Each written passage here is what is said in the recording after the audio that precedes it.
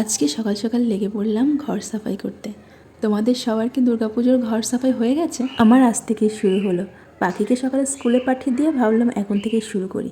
পাখি বাড়িতে থাকলে খুব নোংরা ঘাটে আর ওর প্রচণ্ড অ্যালার্জি, তাই এখন থেকেই শুরু করলাম। ছোটোবেলা থেকেই মার হাতে হাতে এই কাজগুলো করতাম, আর এখন নিজের ঘরের জন্য করছি। মা বলতো মহালয়ার পরে আর ঝুল ছাড়তে নেই, তাহলে নাকি মা দুর্গার কপালে ঝুল পড়ে। তাই মহালয়ার তো আর বেশি দেরি নেই, তাই আজ থেকেই শুরু করলাম। পাখিকে স্কুলে দিয়ে আসার পর পুরো ঘরটা খালি করে নিয়েছি, বিছানার চাদর টাদর সব তুলে নিয়েছি, আর তারপর ঝুলগুলো ঝেড়ে নিলাম। এখন মোছামুছির পালা আর ঘর গোছানোর পালা। এত ধুলোর মধ্যে পাখি থাকলে সমানে হাসবে আর কাশবে, আর ওকে স্নান করিয়ে পরিষ্কার করাতেই আমার 1 ঘন্টার টাইম লেগে যাবে। তাই ভাবলাম এই সকালটাই মোক্ষম টাইম। আজকে সকালবেলার পুজোর দায়িত্ব পাখির বাবাকে দিয়েছি। আজকে আমি আর পুজোর ঘরে ঢুকবো না, তাহলে আর পেরে উঠবো না। তো এখান থেকে বেরিয়ে আবার তো খাবার দাবার বানাতে হবে। পাখি স্কুল থেকে আসার আগে আমাকে সব কিছু কমপ্লিট করে পরিষ্কার করে রাখতে হবে, যাতে চকচকে ঘরে আমার পাখি ঢুকতে পারে। এবার ভাবছি এই ফ্রেমটাতে পাখির 4টে ছবি লাগিয়ে দেবো। অনেক দিন তো হলো করি আর করাই হয়ে উঠছে না।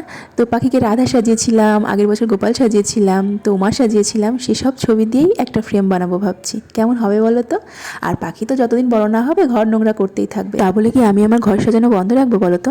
চারপাশটা মোছা হয়ে গেলে দরজাটাও ভালো করে মুছে নিচ্ছি। সেই জন্মাষ্টমীর আগে সব ঝুলটুল ছেড়ে ঘরটার গুছিয়েছিলাম, আর প্রতিদিনই ওপর সাজানো হয়, গোছানো হয়, কিন্তু এই পাখা টাখা আর তারপর থেকে পরিষ্কার করাই হয়নি, ইচ্ছে করেই পরিষ্কার করিনি। আমার কাছে মনে হলো একটু বেশি নোংরা পড়লে তাহলে দুর্গাপুজোর আগে বেশি করে চকচকে লাগবে ঘরটাকে। তো আজকে ঠিকই তাই লাগছে, আমার কাছে চকচক করছে চারপাশে ঘরটা। ছোটবেলা থেকে মার হাতে হাতে সবকিছু করতাম। দুর্গাপুজোর আগে যেন আমাদের বাড়িতে 1 মাস আগেই অন্য এক পুজো শুরু হয়ে যেত।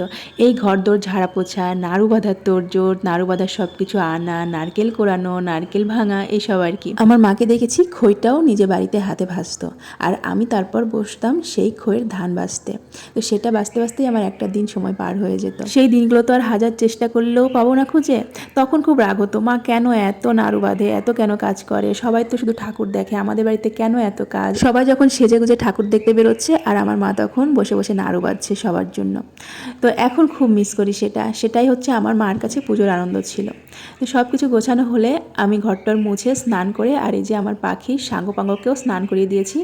আর লালু ভুলুর তুলোগুলো বের করে আমি ওদের একদম ভালো করে গরম জলের মধ্যে একটু সার্ফ গুলিয়ে ধুয়ে নিয়ে আসলাম, আর তুলবুলি আর ববিকেও চান করিয়ে নিয়ে এসেছি। প্রতিবারই ঘর ঝাড়ার সময় এই যে পুতুলগুলোকে ধুয়ে মুছে পরিষ্কার করি, এ আমার আজ থেকে অভ্যেস না, এ আমার ছোটোবেলা থেকেই অভ্যেস, যবে থেকে বোন হয়েছে আর কি। ওর পুতুলগুলোও আমি প্রতি বছর ঘর ঝাড়ার সময় এরকমই ধুয়ে মুছে পরিষ্কার করে রাখতাম। আর এখন পাখিরটা করছি।